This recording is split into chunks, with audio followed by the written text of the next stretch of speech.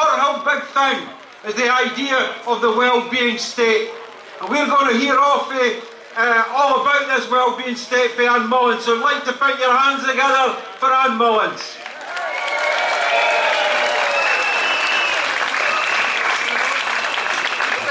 Can you hear me? Just a quick amendment. I'm actually an out-of-hours sessional GP. I semi-retired from a practice. I'm that old. Anyway, great to be here. Thank you for letting me speak about Scotland's NHS and its future in an independent Scotland. I'm a doctor. I've worked in the NHS for 35 years, training initially in hospitals but spending most of my career in general practice. Today I'm speaking on behalf of NHS for Yes, and you can find us on Facebook. Please join us. The NHS, just to remind us all, stands for universal, equitable, sorry it's a bit of a mouthful, comprehensive, high quality healthcare, free at the point of delivery, and his values are relevant today as they were in his inception over 70 years ago. So now let's consider the NHS in Scotland under the current arrangement within the UK. The outsourcing of NHS to private companies has accelerated over the last 10 years with two core pieces of legislation introduced in England, the Health and Social Care Bill 2012 and the Health and Care Act 2022, which means that the NHS will be a mere shell of its former self. Scotland will not be able to escape that no matter how much we stick our heads in the sand. And its main function will be to dole out contracts to favoured partners. Professor Alison Pollock has written extensively on this subject and asserts that the NHS will be reduced to a public funding stream and a logo. And you could all ask yourselves, so what? Doesn't a private component give better outcomes? And isn't the NHS unaffordable anyway? And the answer, of course, to both of these questions is a resounding no.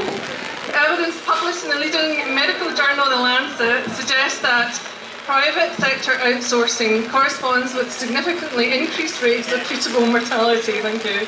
It also impacts on the clinician-patient relationship, which is crucial to continuity of care, and also the goodwill within the health service, but rarely factored into the value of the health service. Every Doctor UK campaign group advocates that shareholders shouldn't be part of our public healthcare conversations, and private companies should not be skimming a profit from the NHS. Outsourcing also fragments the service across the country, creating a postcode lottery, where patients receive differing levels of care and access to treatment services based on their location.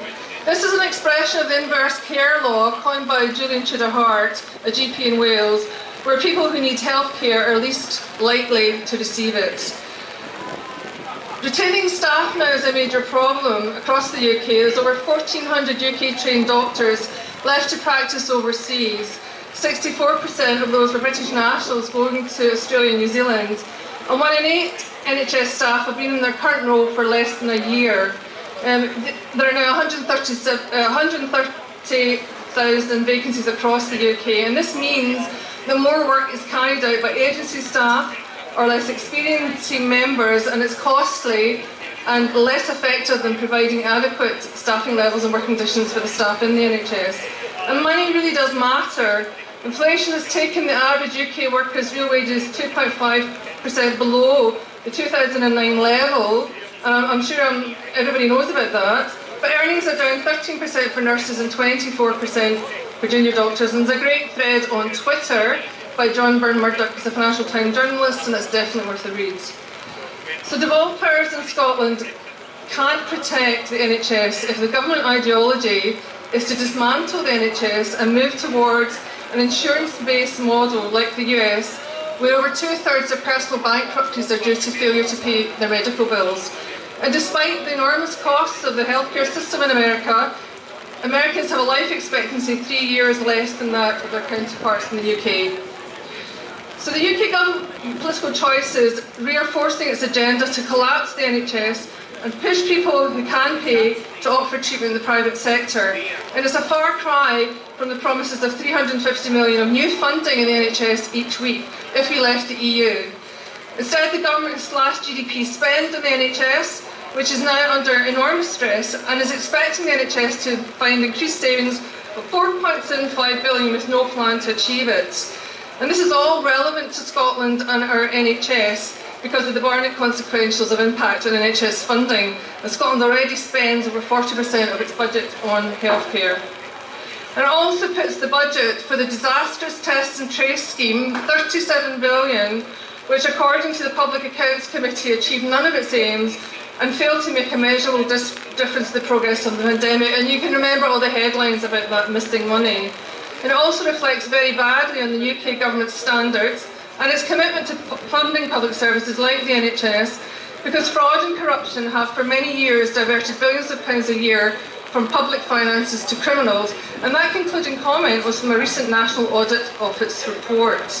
So if the UK government had focused on diverting the money to where it should have been spent, then that 37 billion could well have refunded the NHS across the UK and addressed some of the pay issues that push nurses and junior doctors to strike in England, and junior doctors are now voted to strike in Scotland too. And imagine that slogan on the side of a bus. So you really can't pick and mix the ideological commitment to the NHS. You're either all in or you're not. And you can't expect a devolved healthcare system like Scotland's to fully contribute to a wellbeing economy without devolving all other responsibilities and powers that impact on the social determinants of health. And in short, this means an autonomous and independent Scotland. As the late great Jimmy Reid said in his electoral address to Glasgow University over 50 years ago as he became rector, and it still rings true, government by the people, for the people, becomes meaningless unless it includes major economic decision making by the people, for the people. This is not simply an economic matter. In essence, it is an ethical and moral question, for whoever takes the most important economic decisions in society determines the social priorities of that society. So tonight, when you go home, forget Netflix or sports scene, and I'm sorry, I'm not a football fan, go to YouTube and watch the great NHS heist. There are now many credible sources of information about the NHS sell-off. Every Doctor UK, We Own It, Keeper NHS Public, they're all campaign groups. Byline Times, the National, iScot magazine are all worth reading. They all have a social media presence. You can all access that information very easily. Despite all of this, the doom and gloom, Tabbist, things are better in Scotland, a phrase coined by the financial journalist Paul Lewis. And we really must hold on to that as we move forward. He lists several benefits that are higher paid or only available in Scotland, including best start payments in pregnancy and for preschool children, and free prescription charges. In England, most people under 60 pay £9.35 an item. These all benefit our good health. These are some of the examples of the positive political choices that the Scottish Government has made, even with limited powers. But with limited powers, we have limited choices, limited opportunity and limited aspiration. Looking forward, one of our priorities for independent Scotland is a written constitution to rebuild the NHS and public health, as well as aligning social care with the NHS as a nationalised service. And we should be confident that we can economically achieve this. And I'm quoting from an excellent article in May, written by Jim Osborne. Taxes are not required for government spending. With our own currency and central bank, government spending decisions are financed by the central bank. So Scotland clearly needs its own currency and its own central bank, which would be an excellent move as we're being conditioned to accept being poorer, as per the comments of the chief economist of the Bank of England, who I'm sure he's talking about the we being poorer but not the he being poorer. And we're conditioned to believe that the hype about government decisions that are enriching a very few at the expense of the majority is acceptable. Lord Prem Sika in the House of Lords has said that the UK government is certainly aiming higher. Higher inflation, higher corruption, higher use of food banks, higher rates of child poverty and hungry school children, and UNICEF had to step in recently to feed children. Higher numbers of working poor, higher rates of energy security, higher rates of pensioners living in poverty. So just to finish, from the really cool Bob Marley, who said, "You never know how strong you are until being strong is the only choice you have." Scotland's nearing this point. Now is the time for Scotland to be strong and move from a position of learned helplessness. We must choose wisely and write our message. Now is not the time to reverse devolution. Now is the time to rev it up and take Scotland to our logical destination. autonomy and independence, and our elected politicians to deliver that message. We must fight for the democracy that Scotland deserves. Part of that fight is an NHS in Scotland that is true to its founding principles and a democracy by the people, for the people. Thank you.